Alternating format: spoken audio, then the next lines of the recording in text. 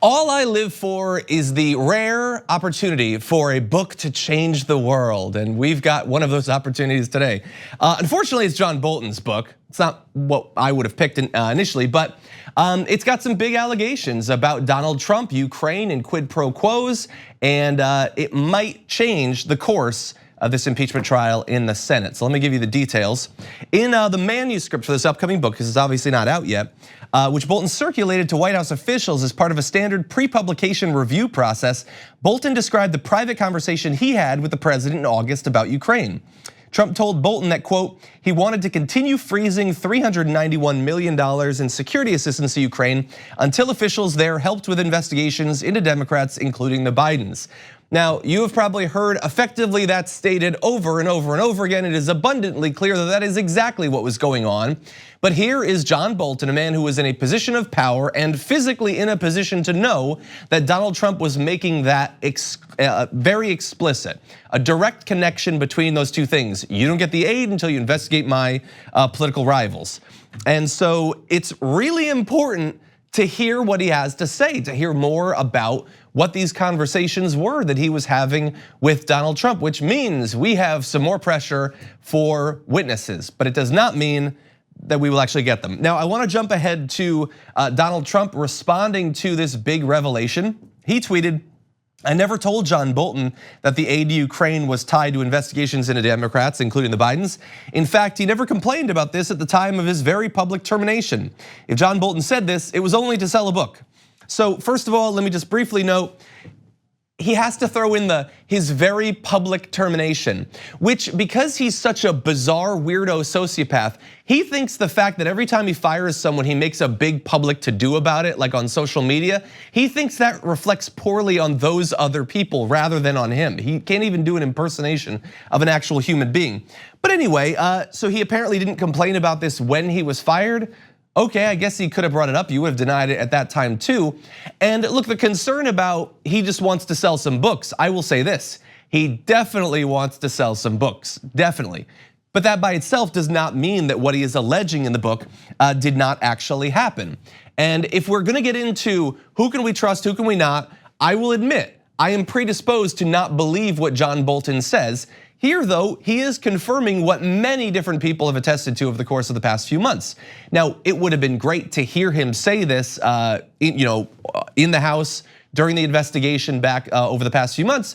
We didn't get that. Now, if you listen to Donald Trump, and again, this goes to credibility, he tweeted today, the Democrat-controlled House never even asked John Bolton to testify. It is up to them, not up to the Senate. So here's the thing, it's just not true.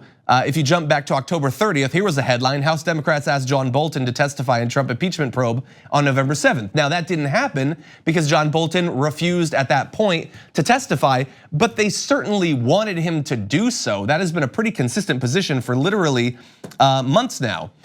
Now, this is the most important part of it. Will we get John Bolton in person to testify to this, and we're gonna dive into that in just a little bit. Some of the reaction from the right as to whether that should actually happen. But first, this was not the only thing that was revealed in his manuscript. There were a few other things of note. For example, Secretary of State Mike Pompeo acknowledged privately that there was no basis to claims by the president's lawyer, Rudy Giuliani, that the ambassador to Ukraine was corrupt and believed Mr. Giuliani may have been acting on behalf of other clients. Now, that's a claim about what Mike Pompeo apparently said in private. I expect that he similarly will deny that it happened. But look, I mean, even us, totally on the outside, we can look at this and we know this was Giuliani, Parnas, and Fruman for a couple of years acting behind the scenes to get Marie Yovanovitch ushered out of there. And they were willing to say whatever they had to do to get that to actually happen. Now, Mike Pompeo, he's actually working in the Department of State. Like if there was a reason to suspect that she was disloyal or was, actively undermining diplomatic efforts in Ukraine, he would probably have raised that himself. It's clear that this was a shadow campaign operating outside of official diplomatic channels, and he apparently, at least in private, acknowledged that. We do have one other person that might get tied in here when we're talking about witnesses. This is again from the upcoming manuscript. And the acting White House Chief of Staff, Mick Mulvaney, was present for at least one phone call where the president and Mr. Giuliani discussed the ambassador, Mr. Bolton wrote. Mr. Mulvaney has told associates he would always step away when the president spoke with his lawyer to protect their attorney-client privilege, but apparently, at least in one case, that did not actually happen. And the reason that is important is we have Bolton, we have Pompeo, we have Mulvaney. These are all three individuals with firsthand information about what was going on. Obviously, we need to hear from all of them. The only reason we haven't heard from any of the three is because Donald Trump and the White House are blocking that from actually happening. There now is a statement by John Bolton. There is Donald Trump stating that it is not true. Because of how important this entire process is, the fate of a presidency could be on the line. We can't allow that to go unadjudicated, which means we have to now hear from them. John Bolton needs to come in. He needs to be under oath. He needs to be questioned. And if Donald Trump believes that we can't trust what he says, then Donald Trump too can take the stand. He can go under oath and he can make counterclaims to what John Bolton is saying.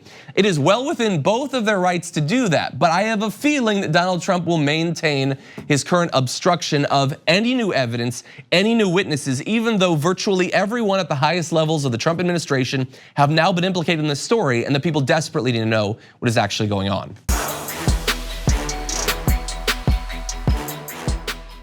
Thank you for watching this clip from the Damage Report. For more content from the show and access to TYT Network members-only exclusives, go to tyt.com/Brooke. Wait, no, it's tyt.com/John. Go to tyt.com/John to sign up.